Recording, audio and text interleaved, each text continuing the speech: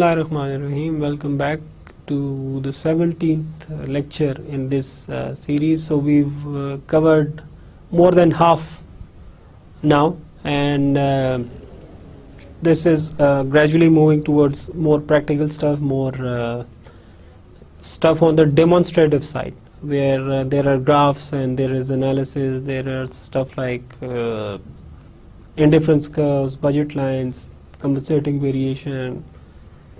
It will continue on. You're going to see much more of that kind of stuff and some more computational analysis. But let us start with the lecture and see what we covered in the last one. In the previous lecture, we talked about the comparative economic framework and the Pareto optimality. Remember, we said that we went through this stuff. I said that it's somewhere close to what is perfect competition. Perfect competition is sort of an economic model that is assumed to be the best of the lot. There is obviously, there are monopolies, there are oligopolies, then there is perfect competition. These are three major ones of how an economy works and the structure of an economy. Perfect competition is considered best of the lot for many reasons, which are not necessary to be covered here in in these lectures or this class.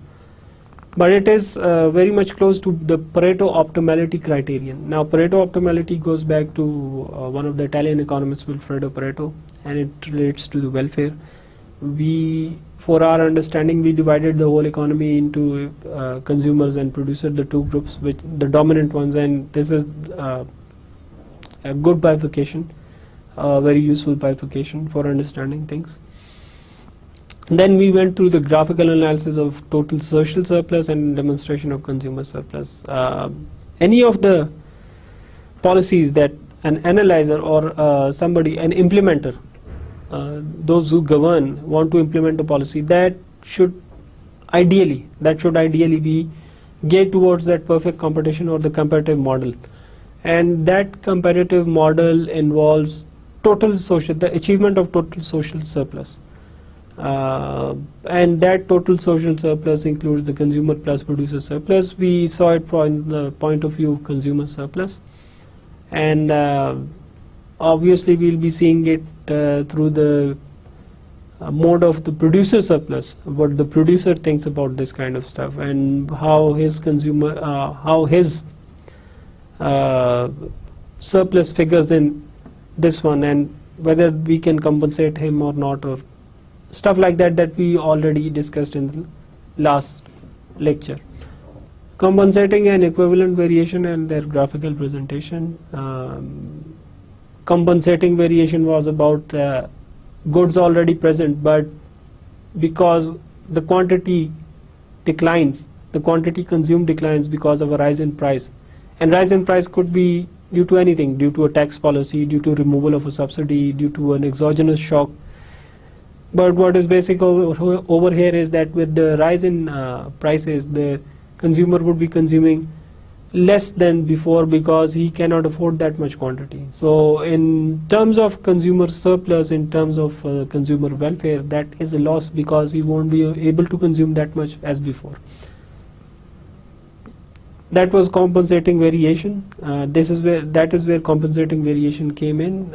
If the government thinks that there is a need to compensate the consumer, then that kind of compensation would be called the compensating variation.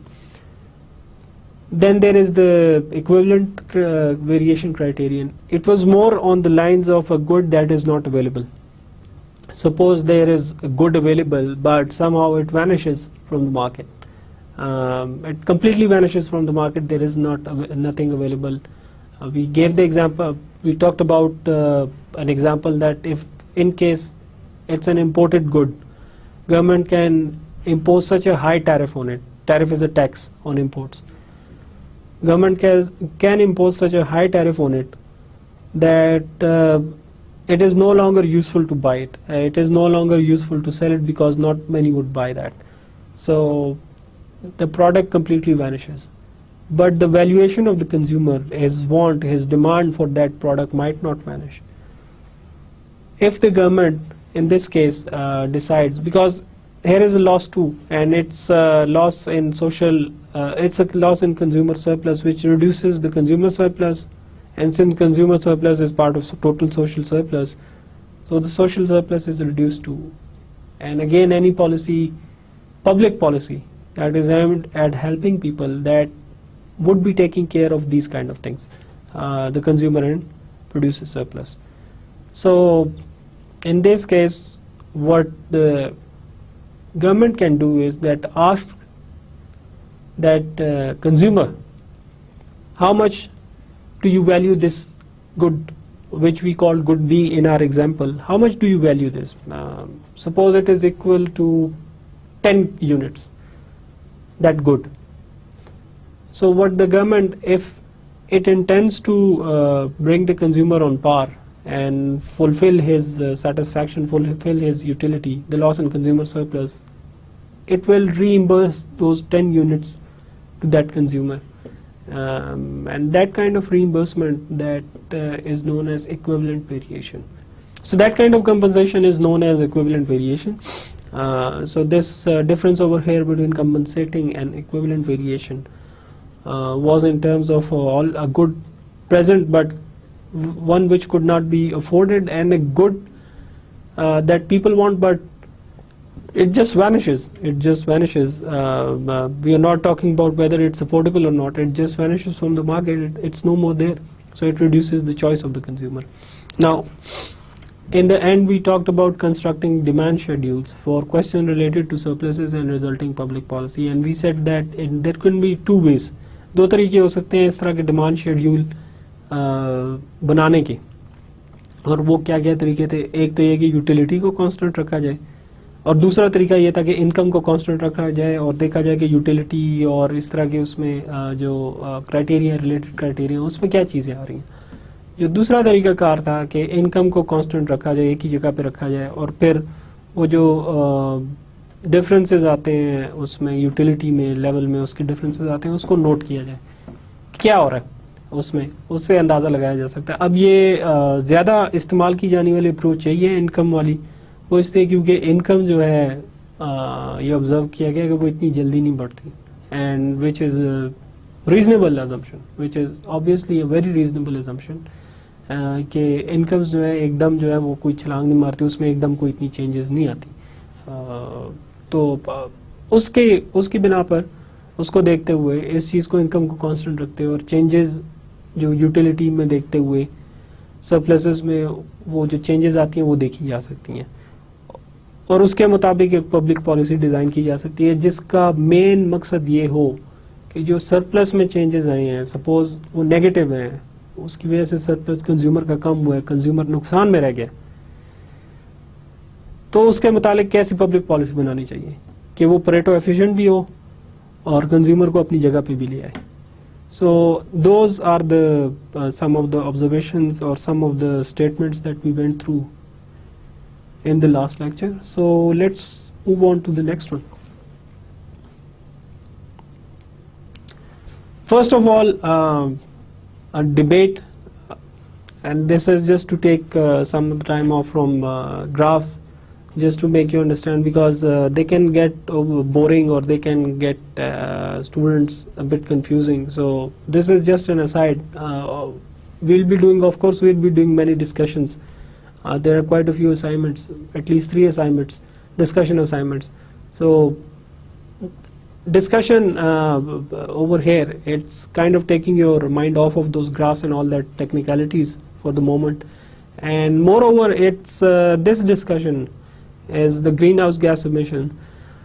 This is more about the private sector's failure to come to some kind of conclusion, to come to some kind of formula or a solution to this problem, and how to change their behavior, how to change their conduct in accordance with the changes in environment, and in accordance with available evidence that tends to suggest overwhelmingly that it is human activity that is causing all these greenhouse gas emissions, which is leading to changes in weather patterns, which is given given this name, general name of global warming. And this was one of the rationale in one of the previous lectures that we went through. This was one rationale that if the market is incomplete, if the private sector fails to come up with the solutions that hurt everybody. Remember, this global warming in this case is an externality, when actions of a few, like industrialists, tend to harm all the people. Weather changes affect all the people, not just industrialists or the other people, the ordinary people. So what's this global warming question? The global warming question is, the greenhouse gas emission question is that since the time that the scientists started measuring the emission of those gases, it was in 1800s, where they started in Britain, I believe. वहाँ पे इन्होंने ये major करना शुरू किया कि हवा में कार्बन की मिकदार या मुख्तलिफ जो केमिकल्स हैं उनकी मिकदार कौन सी है, तो उसमें कार्बन भी था. वो over the time, over hundreds of years, when that data was analyzed, it started becoming apparent that the levels of carbon dioxide are increasing in the atmosphere. And with that increase of carbon dioxide in the atmosphere, certain changes were started becoming apparent since late 1980s, 90s. And one of the most prominent ones, in fact the most prominent one, is global warming. The average rise in temperatures of all over the globe. It not just doesn't happen in this part of the world, it happens in all the parts of the world. In fact, at this moment when I am talking, the US, one of the states in US, one of their states, California, I'm sure you've heard about it. California is suffering one of the worst droughts in its history. It's unparalleled. It has never happened before, but it has happened now. It has become completely dry because it's been more than a year since there have been no rains in California. वहाँ पे कभी भी ऐसा नहीं हुआ, लेकिन ये changing जो ग्लोबल वेदर के पैटर्न्स हैं उसकी वजह से जगह जगह इस तरह की मौसमियाती तब्दीली आ रही हैं कि जगह जगह ये चेंजेस आ रही हैं. कैलिफोर्निया में कभी ड्राउट आया नहीं था, लेकिन इतना सेवेयर कभी ड्राउट नहीं आया था, खुश साली कभी नहीं आई थी. कहत नहीं है, खुश साली है. इस तरह नहीं है क्योंकि बारिश वगैरह हो ही नहीं रही, सारा पानी सूख चुका है. इवन बोर्स वगैरह भी जो है वो भी सूख चुके हैं. अंडरग्राउंड पानी जो है वो भी ख़त्म होता जा रहा है, बहुत कम रह गया. तो कैलिफोर्निया में कभी ऐसा नहीं आया था. This is unprecedented. और ये और इलाकों में भी हो रहा है इस तरह के. ये जो वेदर पैटर्न्स है, कहीं पे बहुत ज़्यादा एक्सट्रीम है, कहीं पे इतनी ज़्यादा बारिश हो रही है कि सैलाब के सैलाब आ रहे हैं, हालांकि पहले वहाँ पे बारिश होती नहीं थी. बर्फ़ जितनी पड़ती थी वो अब इतनी ज़्यादा नहीं पड़ती, कम पड़ती है. मौसम जो है सर्दी के वो थोड़े सुकड़ गए हैं, गर्मी ज़रा ज़्यादा बढ़ गई है, ज़्यादा हो गई है. जिसने यहाँ पे टाइम गुजारा है, जिसने यहाँ पे ज़िंदगी गुजारी है, obviously he can vouch for that fact. When we were children living in Islamabad and Rawalpindi, we remember that by late September the weather used to change. It used to become pleasant, and by the night used to be cold. But now, till the end of October, if it doesn't rain, it remains warm. Even if it doesn't rain in November, you can go out without wearing a sweater or a jacket. अब तो ऐसे weather patterns बन गए हैं कि अगर आप बारिश ना हो तो नवंबर में भी आपको सर्दी महसूस नहीं होती. पहले ये होता था, हमें याद है कि पिंडी इस्लामाबाद में इस तरह के वेदर पैटर्न्स होते थे कि सितंबर के आखिर में मौसम बदल चुका होता था. So there is little doubt about it कि गर्मी ज़्यादा हो गई है, सर्दियाँ कम हो गई हैं और वेदर पैटर्न्स चेंज हो गए हैं. लेकिन अब उसका किया जाए, क्या उसका हल है? ये जो डिस्कशन मैं कर रहा हूँ, ये इस तनाजुर में कर रहा हूँ जो हमने डिस्कस किया था कि क्यों गवर्नमेंट के रोल की उसकी मंतक क्या होती है. क्या कहेगी गवर्नमेंट कि मैं, एक हुकूमत क्या कहेगी, क्या मंतक देगी, क्या लॉजिक देगी कि मैं क्यों एक इकोनॉमी में इंटरफेयर करना चाहता हूँ. कोई गवर्नमेंट का ऑफिशियल क्यों ये कहेगा, या कोई प्राइम मिनिस्टर क्यों ये कहेगा, या सदर क्यों कहेगा, उसकी काबीना क्यों कहेंगी. तो उसमें ये एक कहते हैं कि इनकम्प्लीट मार्केट से या प्राइवेट सेक्टर जो होता है वो किसी डिसीजन पे नहीं पहुंच सकता, उसकी कोई एक्सटर्नैलिटी होती है जिसकी वजह से लोगों को मसला बन रहा होता है। अब यहाँ पे एक्सटर्नैलिटी जो है वो है ये ग्रीन हाउस गैस एमिशंस जिसकी वजह से ग्लोबल वार्मिंग हो रही है। प्राइवेट सेक्टर को शुरू में बड़ा इस चीज़ का एहसास दिलाया गया कि उनकी इंडस्ट्रियल एक्टिविटी और इस तरह की एक्टिविटीज़ जो है वो कार्बन डाइऑक्साइड की मिकदार जो है वो फिजा में बढ़ा रही है। So they were asked to come up with a solution in order to reduce that those gas emissions, but not surprisingly they didn't come to a conclusion at all, because obviously if you are an industrialist, it's in your self interest to produce as more because you'd be selling more and you'd be making more profit. So producing less so that there are less emissions in the air meant that loss in production and thus a loss in profits, which was unacceptable to the private sector. So here is where the government came in and said that we have a role to play because it is being harmful, the activity being carried out under the industries or in the industrial sector. It's producing a harm, it's producing a side effect that needs to be controlled. So we are here now, we think we can help. And the government came in and doled out research grants, tried to make everybody's come on a table, in fact forced quite a few. And talk about this thing, how to reduce this thing. And the results, one of them was Kyoto Protocol that called for reducing the carbon emissions to a certain level, to a level that scientists believe, their calculations show that it is maintainable, it is not harmful. It was the Kyoto Protocol signed in Japan. Kyoto is in Japan. It hasn't been implemented till yet, but Kyoto Protocol did not come into being due to efforts of the private sector. It solely came into being due to efforts of the government all over the world who had realized that there is some kind of danger in this and there is an externality in this कि लोगों को नुकसान पहुंच रहा है. तो this is an example. अभी भी प्राइवेट सेक्टर की कोई इतनी इन्वॉल्वमेंट नहीं है, वो इस चीज़ के बारे में काफ़ी शाकी हैं. They are pretty doubtful about all this thing, the private sector, but it's the governments that are taking the lead and coming up with agreements like Kyoto Protocols. Anyway, what is happening over here is that the private sector couldn't come to an agreement, couldn't just hammer out a solution. So it was the government, left to the government that, okay, since you can't decide it, and this is a problem, we need to come in. We need to decide on your behalf and on our behalf what to do about this thing. So this is just one example. We'll be going through many examples. This is just one example जहाँ पे private sector जो है बजाय government के private sector जो है वो नाकाम हो गया किसी solution को तलाश करने में, कोई हल तलाश करने में, जिसकी वजह से हुकूमत को आना पड़ा इस चीज़ में और हुकूमत जो है अब इसमें fully involved है.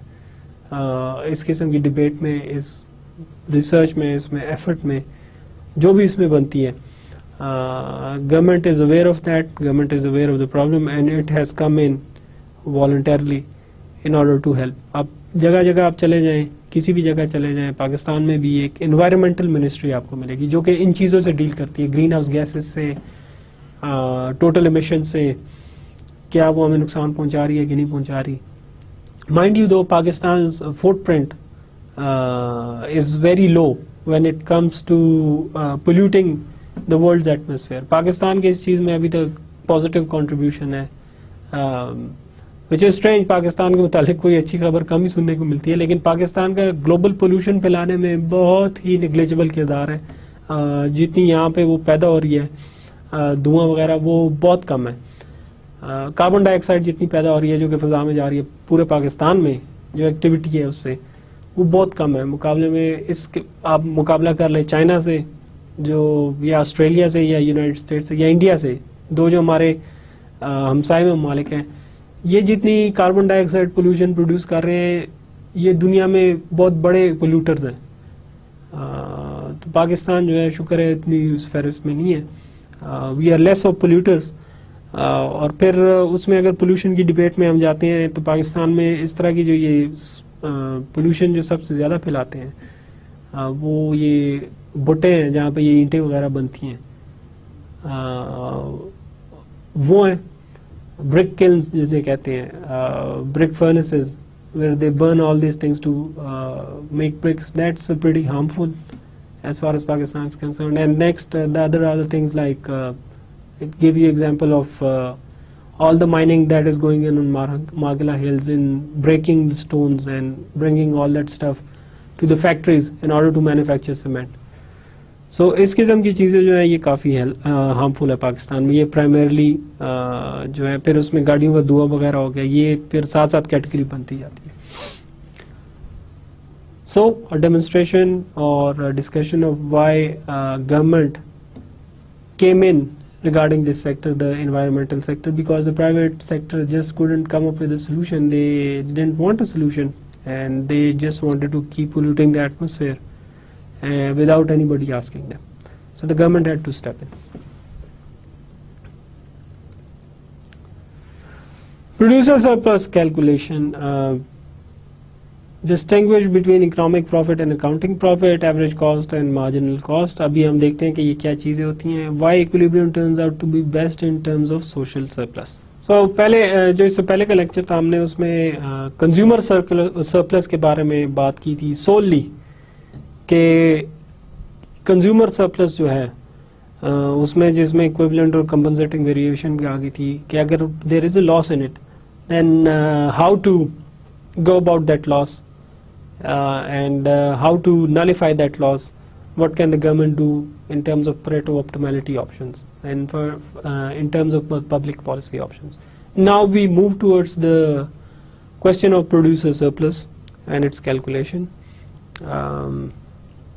So there are a few distinctions to make over here: economic profit and accounting profit, average cost and marginal cost. Regarding economic profit and accounting profit, economic profit, accounting profit is just cost, the revenue minus cost, this kind of stuff. That is solely concentrated on the material inflow and outflow of cash. That tells you about the accounting profit. But economic profit, when we are talking, it's also, economic profit is also called rent. Economic profit is all about satisfying or figuring in all the money owed to all the resources owed that are used in production process. What would go to them in terms of resources, in terms of earnings? That is economic profit, and whatever is left behind, if any. So economic profit, it relates to many things. It's kind of an overall arching concept. It also relates to, I remember, opportunity cost of capital too. But we don't need to discuss it. But all the things, all the resources that are used in producing a certain product, economic profit takes into account the payment to all those factors: land, labor, capital, human resources. Economic profit is all about taking those factors into account, not just inflow and outflow of cash as in accounting profit, and then looking at what goes, how much payment goes to each factor. This is economic profit. We would probably be discussing it later on too. But anyway, this is the you need to remember that there is a distinction between economic profit and accounting profit. Then there is this average cost and marginal cost. What's average cost? That's the total cost divided by the total quantity. You'd get average cost. What's the marginal cost? That is change in total cost. That is change in total cost when there is by change in quantity, when there is an addition in quantity. Suppose there is one additional unit, which is addition is called margin over here in additional units, the marginal units.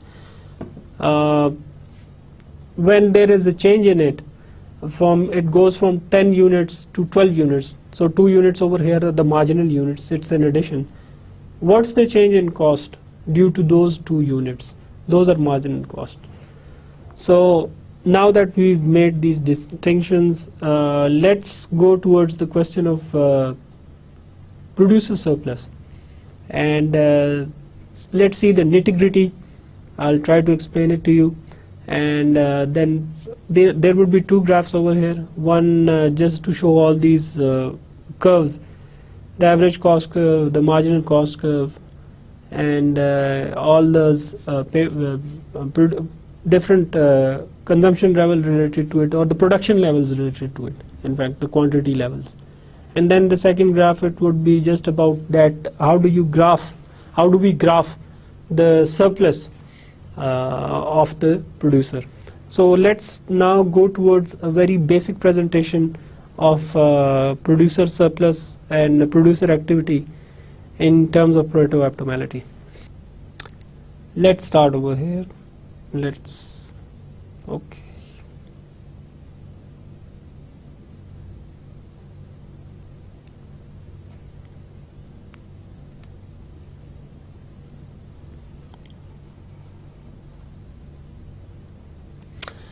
Simple y and x axis.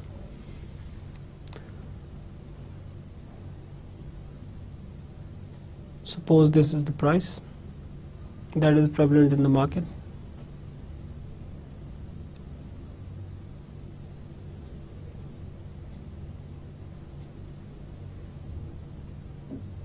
This is a pretty rough one, just trying to make you understand this thing.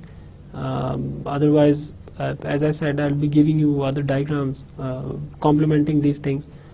You can always look them up, but as I mentioned before, you need to understand this stuff, how this comes about, which line comes about where, why it is drawn here, not otherwhere, not at any other place. These are the basics which you need to understand. Anyway, this is the U-shaped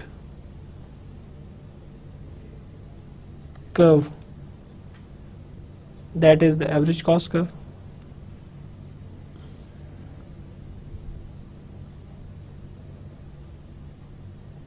AC, the average cost curve. We just talked about the average cost. That's the curve. It's a U-shaped curve, which basically what tells you is that once we start production, it starts declining until it reaches a certain point, which is its minimum point, and then from there on it starts going up, up, up and up, because there are declining returns to a certain factor of production, which in simple term it implies that if a factor of production is being used excessively, overly, repeatedly, again and again, so its use, the advantages that you can take of it tends to decline. When it tends to decline, the cost of using that increases, which is depicted at this part. Until this part where it keeps declining over here, till this part, it is useful to use additional units of that input, suppose labor. But beyond a certain point, there is no use for it, because beyond that certain point, okay, you would be producing more, but it's not feasible because it doesn't give you that much productivity or that much output which was in this area. We'll discuss it later again. We'll discuss the theory too, just to clarify. Then there is this marginal cost curve.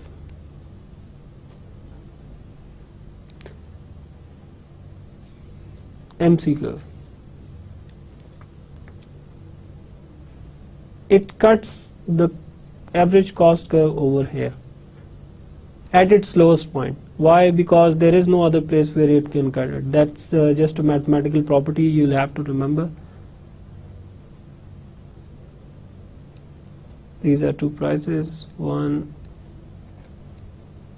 2, that is O, that is suppose price, that is quantity. अच्छा, ये एक mathematical relationship है कि जब marginal cost जो है, जब average cost कम हो रही होती है तो मार्जिनल कॉस्ट जो है उससे ज़्यादा कम होती है, उससे ज़्यादा तेज़ी से कम होती जाती है, और जब एवरेज कॉस्ट ऊपर जाती है तो मार्जिनल कॉस्ट उससे ज़्यादा तेज़ी से ऊपर जाती है. It's a mathematical property which we don't need to go into detail over here. It's part of economics.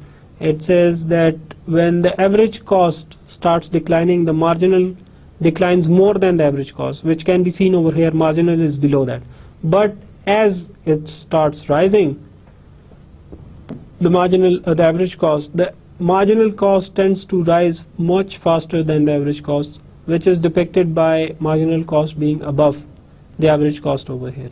So suppose we have this level over here where average cost cuts the marginal price level, Q1, this one is Q2 at P2. Extend that over here, when you'd be coming up with this number.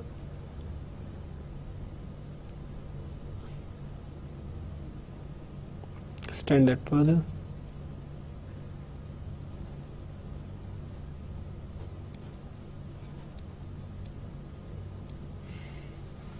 So these are the two numbers that we've come up with.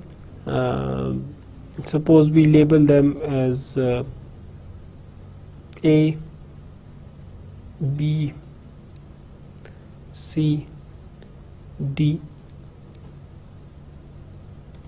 and E. At this moment I won't be discussing those triangular properties of where the surplus and where that triangle lies. For the moment, just let it go. Just for the moment you need to, because I don't want to just throw everything at you in one lecture.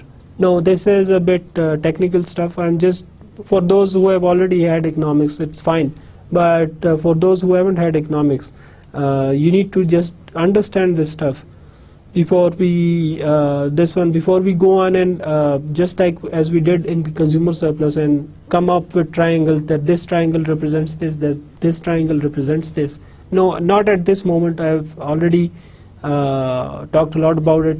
Maybe in the next lecture. For the moment, what you need to understand as far as producer surplus is concerned is that there are two curves as far as production is concerned.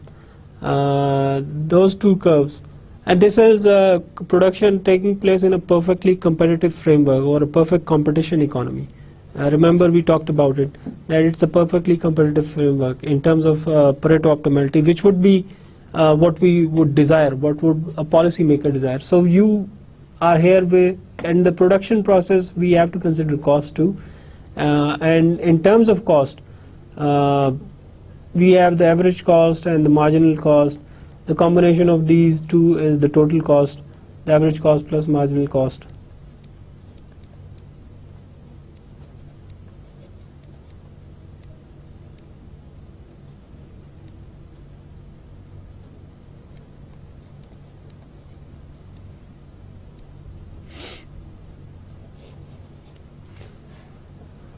So these curves, what they tend to tell you, this average cost curve, it's sort of this thing.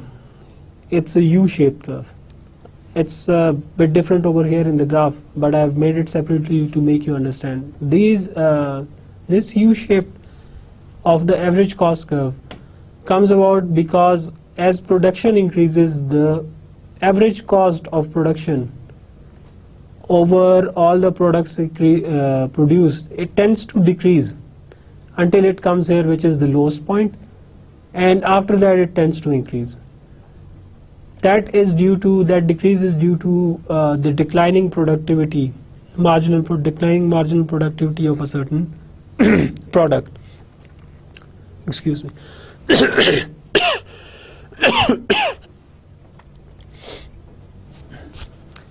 That is the average cost curve. Let me just write it down over here. Let me just write why it declines. At start,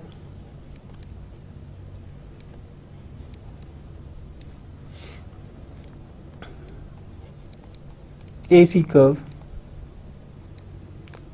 declines.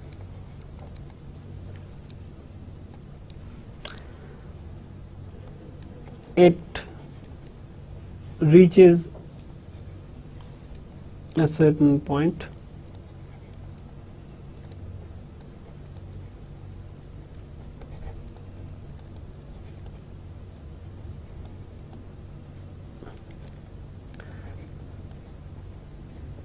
and then picks up again.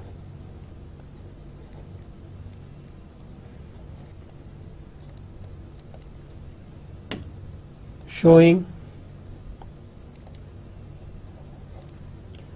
low productivity or output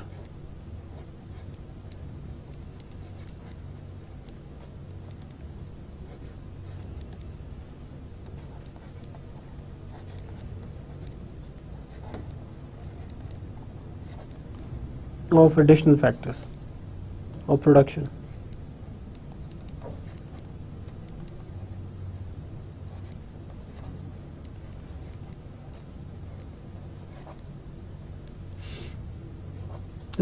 Let me just write PROD for production.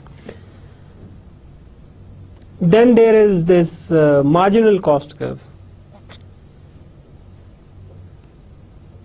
It goes something like this. It's always below average cost curve when it is falling, but it tends to rise faster than the margin average cost curve when average cost rises. So it's above it over here in this phase.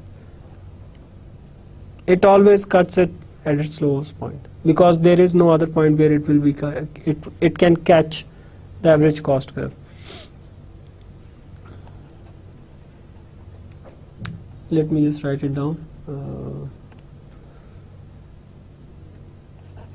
MC curve always cuts the average cost curve at its lowest point.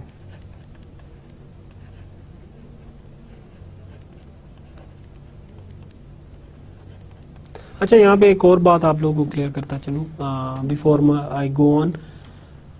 I take out whatever I have drawn over here, जो भी ये मैंने यहाँ पे बनाया है, I then rub it off. The reason that I do that is that again, if you see these pictures, you try to just make out something of it and just see it and not draw it by yourself. ये student की एक inclination होती है कि वो कहता है कि यार जब already बनी हुई है मैं क्यों बनाऊँ उसको. No, I rub it off.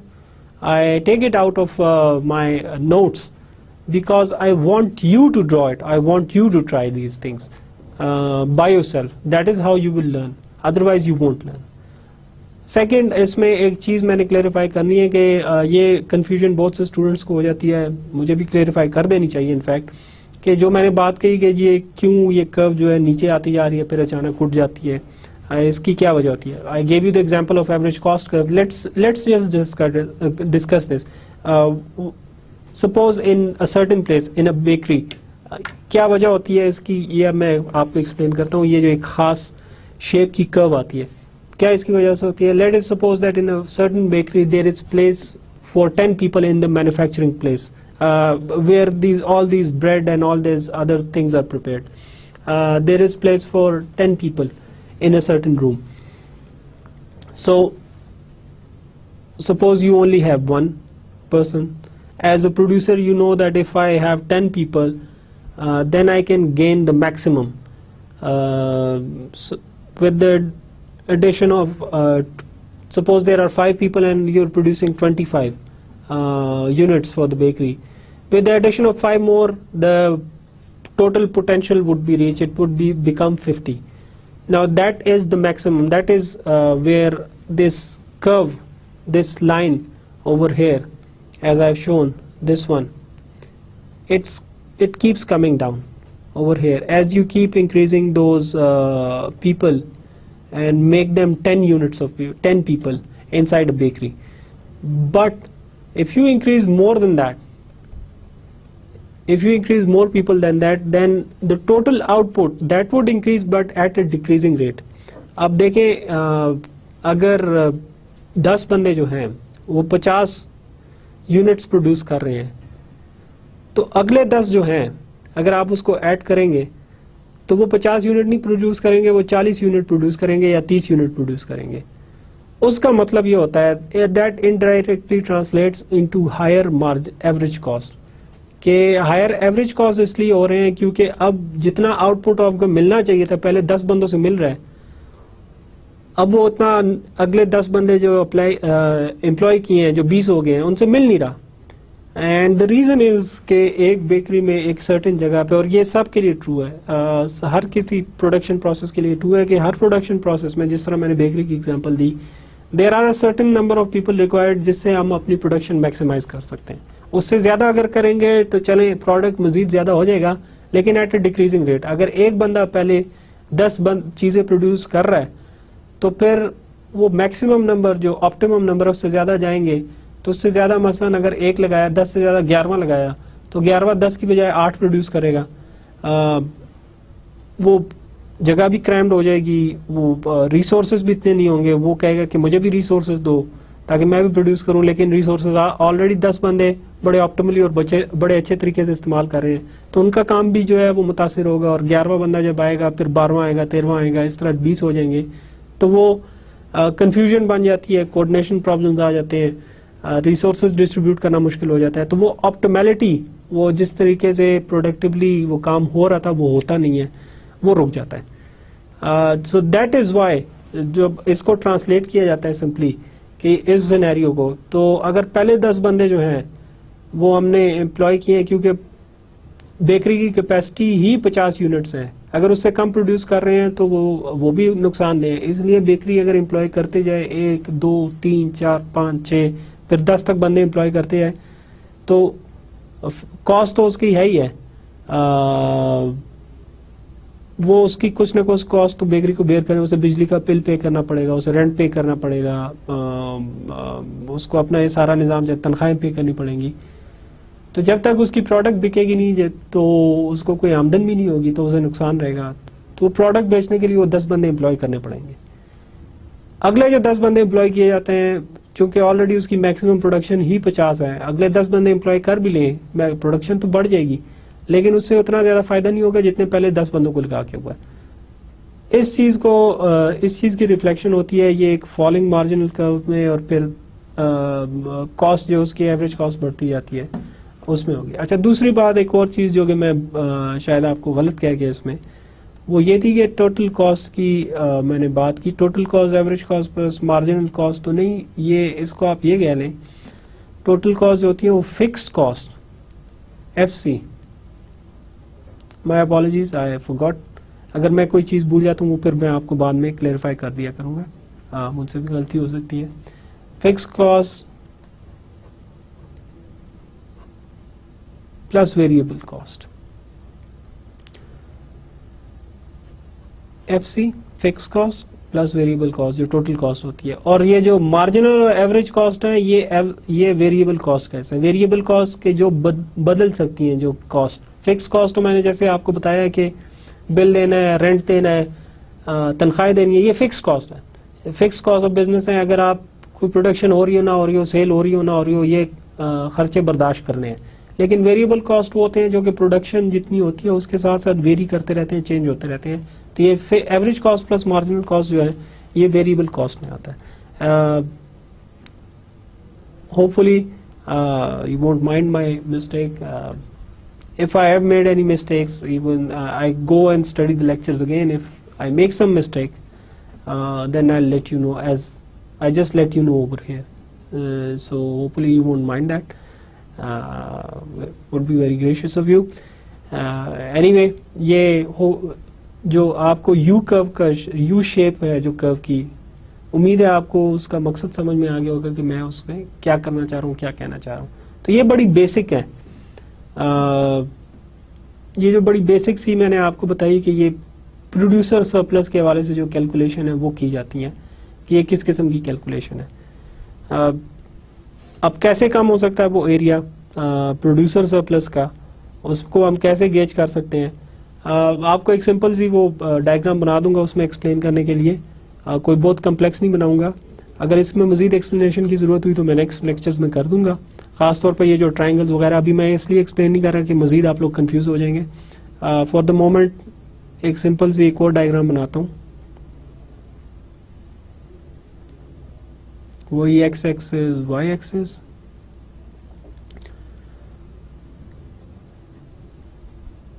एक यू शेप टाइप की कर्व इस तरह की आ गई। ये कर्व जो है ये कंबाइंड कर्व है।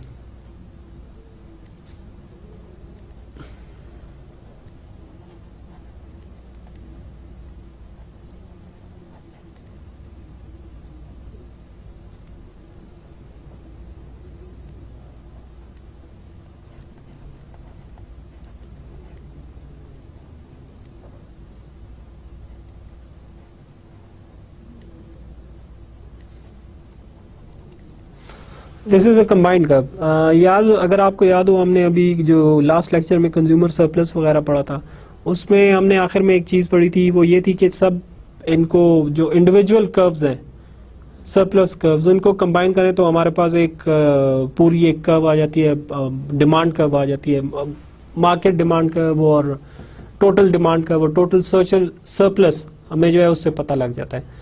यहाँ पे भी इन सारे ये जिस तरह के ये प्रोड्यूसर सरप्लस वगैरह हैं, इसको हम कंबाइन करेंगे इंडिविजुअल वाला कि एक यूनिट का ले लिया, दूसरी यूनिट का ले लिया, तीसरी का ले लिया, इसको कंबाइन करेंगे तो इस तरह की एक कर्व सामने आएगी। और इससे हम जो है वो अंदाज़ा लगाने की कोशिश करेंगे कि क्या हो सकता है प्रोड्यूसर सरप्लस के हवाले से। सपोज एक यहाँ पे प्रोड्यूसर को कीमत मिल रही है, ये अगर इसको हम एक्सटेंड करें इधर, सॉरी,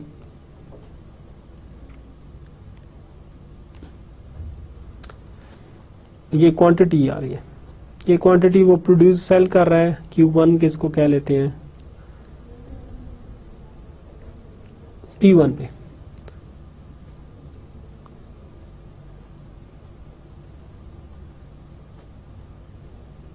और ये आ गई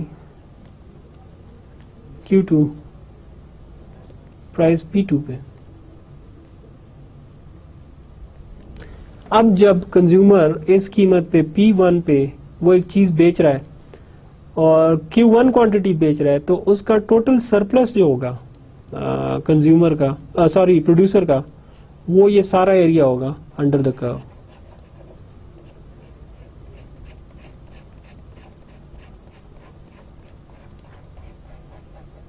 ये सारा एरिया जो कर्व से ऊपर ऊपर है, not under the curve, above the curve.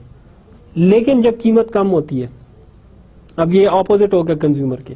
Consumer के केस में जब कीमत कम हो रही होती है तो हम कहते हैं कि उसको फायदा हो रहा है क्योंकि वो मजीद अफोर्ड कर सकता है खरीदना, उसकी कुव्वत खरीद बढ़ जाती है। लेकिन प्रोड्यूसर के केस में देखें, जब कीमत यहाँ पे कम हो रही है, P1 से जा रही है नीचे P2 पे, कीमत कम हो गई है, तो उसकी कीमत कम होने का क्या होगा नुकसान उसको, कि जितना उसका मुनाफा मिल रहा था एक प्रोडक्ट से बेचने से, एक यूनिट बेचने से, वो कम हो जाता है। अब वो नुकसान जो होता है, जो प्रोड्यूसर का सरप्लस होता है, वो कैसे कम होता है? ये जो एरिया रह जाता है, ये ऊपर वाला, सपोज इस पॉइंट को हमने A कह दिया, इस पॉइंट को हमने B कह दिया, तो अगर प्रोड्यूसर का ये जब उसको कम कीमत पे एक चीज बेचनी पड़ती है तो उसको नुकसान क्या होता है? P1 से जब P2 आ जाती है तो उसको अगर हम एक ट्रायंगुलर एरिया में रिप्रेजेंट करते हैं तो वो होगी P1 A B P2, which is the loss in surplus.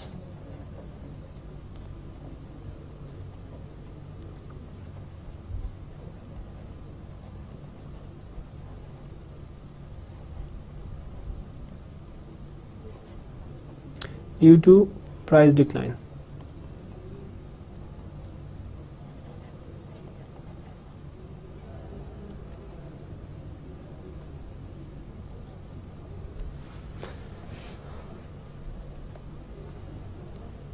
अब इस प्राइस डिक्लाइन की वजह से जो कंज्यूमर का टोटल सरप्लस रह गया है वो ये वाला एरिया रह गया है, ये यहां तक का एरिया, ये रह गया कंज्यूमर का सरप्लस। वो जो कंज्यूमर का सरप्लस का एरिया था ये वाला, it has been lost by the consumer producer. Why? Because the price that it is selling its product for now, it's much less than it was before. So this is the loss in the consumer surplus. That is as simple as it goes. So hopefully this isn't that difficult. Definitely we'll go, I think we'll go over it once again just to make it clear, just to clarify these concepts again. This is just the beginning, a slow beginning. I'm trying to make it easier for you, going slow with this thing, going one by one, because for those of you who haven't had economics, this could be difficult. For those of you who've had economics, it would be have been easier. And my terming the total cost as average cost plus marginal cost as amusing too, but honestly I forgot. Total cost is the fixed cost plus the variable cost, and marginal cost and average cost is part of the variable cost. My apologies again, but anyway, corrected it in time. So these are the two curves that depict the producer surplus, and in the second one I showed that how a producer surplus in terms of a comparative economy model, how this is drawn, and how producer surplus or a loss in the producer surplus, how it is depicted in these kind of terms. Then the question is, the next one, why equilibrium turns out to be best in terms of social surplus.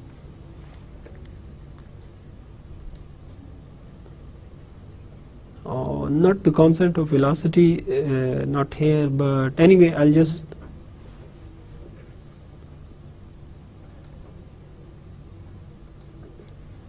draw it over here, what I'm trying to do. So why does it turn out to be the best one?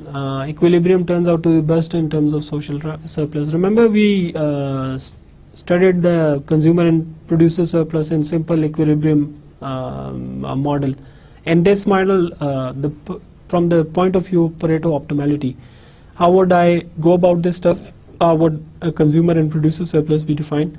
Let's just draw the simple x-axis and y-axis again.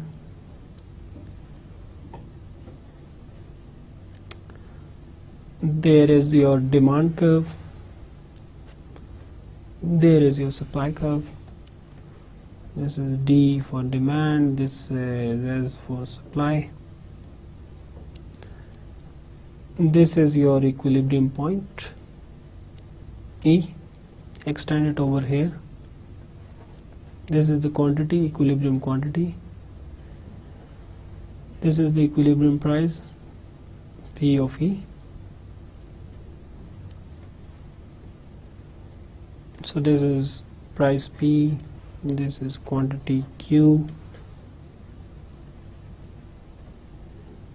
From the point of view of simple equilibrium, I told you beforehand, if you remember, that all this area is the consumer surplus, all this area is the producer surplus.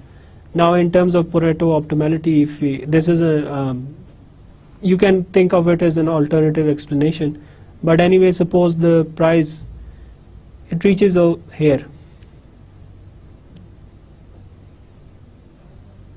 Extend this over here.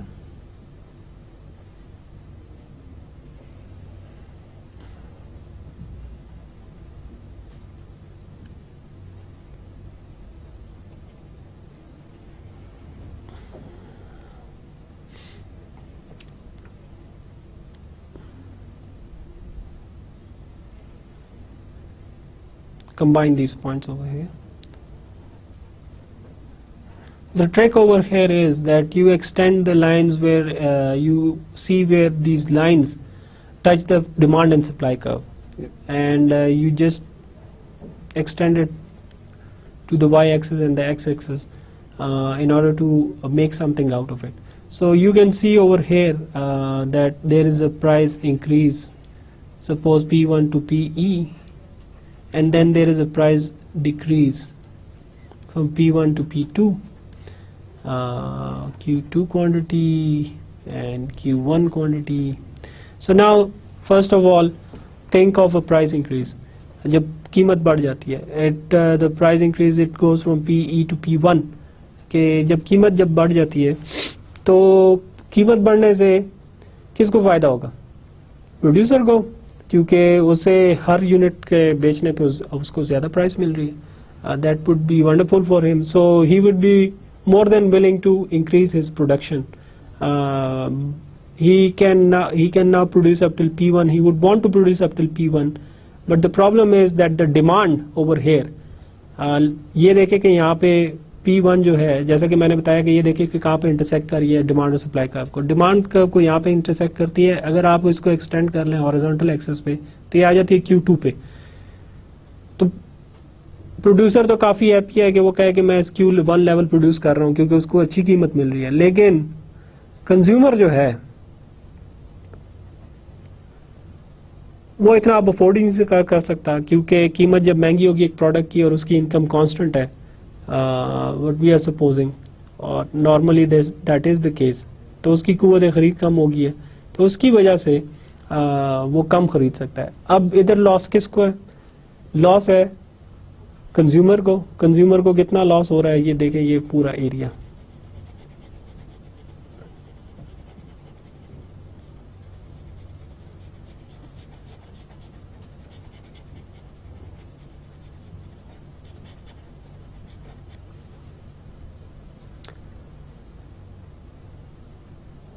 Producer जो है उसको फायदा कितना हो रहा है, आप इसको ये एरिया कर सकते हैं, देख सकते हैं. अगर इस लाइन को इस तरह एक्सटेंड करें, ये सारा एरिया जो है, let me just mark it out like this. अभी इसको मैं ज्यादा गहरा नहीं करता. ये कंज्यूमर का फायदा है, सॉरी प्रोड्यूसर का फायदा है. प्रोड्यूसर का फायदा इसलिए क्योंकि वो ज्यादा कीमत पे बेच रहा है. लेकिन अब अगर कीमत गिर जाती है, P2 पे आ जाती है. देखें ये डिमांड कर्व को कहाँ पे इंटरसेक्ट कर रहा है. डिमांड कर्व को यहाँ पे इंटरसेक्ट कर रहा है. कम कीमत पे जो कंज्यूमर है वो तो ज्यादा ही डिमांड करेगा, वो कहेगा कि आप मुझे Q1 क्वांटिटी दो. लेकिन ये भी देखें कि इस प्राइस पे सप्लाई कर्व कहाँ पे इंटरसेक्ट हो रही है, वो Q2 पे इंटरसेक्ट हो रही है. और उस पे जो सप्लायर है, जब उसको कीमत ही कम मिल रही है तो वो प्रोडक्शन भी कम कर देगा, क्योंकि वो इतनी प्रॉफिटेबल नहीं रही उसके ख्याल में. तो ये दोबारा देखें कि इन दोनों के दरमियान दोबारा गैप पैदा हो जाता है. इस गैप की वजह से इनएफिशिएंसीज आती हैं और परेटो ऑप्टिमैलिटी नहीं आ सकती. तो अब देखें कि वो जो सरप्लस की सिचुएशन थी और नुकसान की सिचुएशन थी, loss in surplus and gain in surplus. पहली सिचुएशन में जब कीमत ज्यादा हुई तो यहाँ पे ये सरप्लस गेन हुआ, सरप्लस यहाँ पे गेन हुआ ये सारा, और यहाँ पे लॉस हुआ. लेकिन अब दूसरी सूरत में जब कीमतें कम होगी तो सरप्लस किसने गेन किया? सरप्लस जो है वो कंज्यूमर ने गेन किया. ये सारा एरिया उसके सरप्लस में आ जाएगा. और नुकसान किसको हुआ? प्रोड्यूसर को. कितना उसका लॉस इन सरप्लस हुआ, ये एरिया आप देख लें. वो इसलिए हुआ क्योंकि उसको अब कीमत कम मिल रही है अपने प्रोडक्ट बेचने पे. तो जो इक्विलिब्रियम प्राइस है E के, सवाल ये था why equilibrium turns out to be the best in terms of social surplus. वो इसलिए है क्योंकि इन दोनों में जब इक्विलिब्रियम प्राइस है वहां पे दोनों का जो सरप्लस है प्रोड्यूसर और कंज्यूमर का, वो तकरीबन इक्विवेलेंट होता है. दोनों खुश हैं कि यार इतना सरप्लस जो मेरा है, I am satisfied with it, मुझे कबूल है. इस चीज पे, ये प्राइस पे मैं इस पे इतने बेचने को तैयार हूँ. कंज्यूमर कहेगा कि इस प्राइस पे मैं खरीदने को तैयार हूँ. So they are coming to a mutual agreement without any fuss. So that is why this quantity QE and this price PE is also considered socially optimum. कि ये जो परेटो ऑप्टिमैलिटी के क्राइटेरिया है उस लिहाज से भी ये ठीक बनती है, और ये सबसे बेहतरीन सोल्यूशन है परेटो ऑप्टिमैलिटी के लिहाज से. अब अगला इसमें टॉपिक है कॉन्सेप्ट ऑफ इलास्टिसिटी का. कॉन्सेप्ट ऑफ इलास्टिसिटी का टॉपिक जो है, चूंकि आज हम ऑलरेडी प्रोड्यूसर सरप्लस वगैरह और एक डिस्कशन कर चुके हैं और कुछ ग्राफ्स भी बना चुके हैं, आई बिलीव कि इसको मैं नेक्स्ट टाइम के लिए छोड़ दूंगा. कॉन्सेप्ट ऑफ इलास्टिसिटी जब हम डिस्कस करेंगे उसके साथ इसकी मैं एक एप्लीकेशन भी डिस्कस करूंगा जो कि टैक्सेशन है. ग्राफिकल एनालिसिस उसका करेंगे कि व्हाई दैट इज इम्पोर्टेंट. वो टैक्सेशन एक इंतहाई इंपॉर्टेंट पब्लिक पॉलिसी है, उसका हम एनालिसिस करेंगे और देखेंगे कि इलास्टिसिटी का कॉन्सेप्ट उसमें क्यों इंपॉर्टेंट है. As an analyser, as a public policy analyser, why it would be very helpful for you to keep this concept in your mind and try to see what how this will alter the analysis or the results of the analysis. So we'll do it next time. In this lecture, just to summarize all we studied, first we went through quite a lot of discussion of the greenhouse gases, and it was basically a demonstration of the failings of the private market or the market to come together without government intervention, to come together towards the solution of this problem of global warming and greenhouse gas emissions. So government had to step in. These are the kind of voids that when they are left, it implies government intervention in one form or the other. Then afterwards we went to the producer surplus. We had already studied consumer surplus in the last class. Now we went to the producer surplus and drew a few simple graphs. Then I explained all about the marginal cost, the average cost, the total cost, and how we draw it on the graph, and then how the producer surplus is depicted over there in terms of areas, and what we can do about it. Pretty much similar to what we did in the consumer surplus thing, we can also say equivalent variation or compensating variation from the government to make the producer as well off as he was before. And then in the end, most importantly, we studied that why this competitive equilibrium from the point of view of Pareto optimality is considered the best outcome, the best outcome. So hopefully next time when we meet, there is much more stuff again to discuss. Perhaps we'll go through this again, the producer surplus stuff again. If I have missed anything, then definitely I'll let you know. This is important stuff. We need to know that. You need to know this in order to get a good grasp of it. It will be in the quizzes, it will be in the homeworks probably. So you need to understand this stuff. Hopefully I have been clear enough. And the drawings were clear enough to it. They are improving day by day. But more than improvement, since this is not an arts class, it's I'm just making it for your understanding. So hopefully I'll see you next time, refreshed and ready as ever to listen to whatever new comes your way. Till then, Allah Hafiz and have a good time.